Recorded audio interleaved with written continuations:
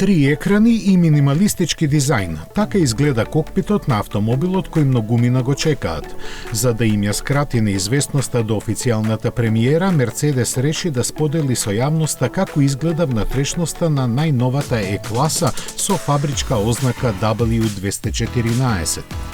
Таа, во споредба со сегашната, донесува големи промени, со задача да ја најави новата ера во високата германска премиум класа. Во прв план ги става големите екрани. Тоа и не чуди, бидејќи сите после електричните EQS и EQE очекуваат понатамошен развој на концептот што тие го промовираа. Меѓутоа, тој кај Е-класата ќе дојде со нешто поинаков дизајн. Тоа покажува дека Мерцедес се уште експериментира со тоа како купувачите го прифаќаат ова необично решение. До главниот мултимедиски екран е сместен еден помал на совозачката страна, а инструмент таблата има два режими на покажување на податоците. По целата широчина на арматурната плоча се протегаат доста тенки отвори за вентилација, чие активирање е целосно електронско.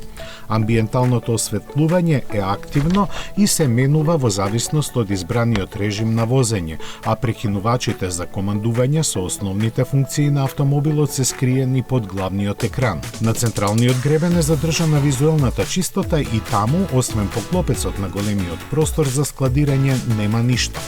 Управувачот е повеќе или помалку познат, а контролите за седиштата се на панелите на вратите. Од другите детали е објавено дека конективните можности ќе бидат на ниво какво досега не е видено и ќе вклучуваат едноставно следење на Google Maps, YouTube, TikTok и другите социјални мрежи.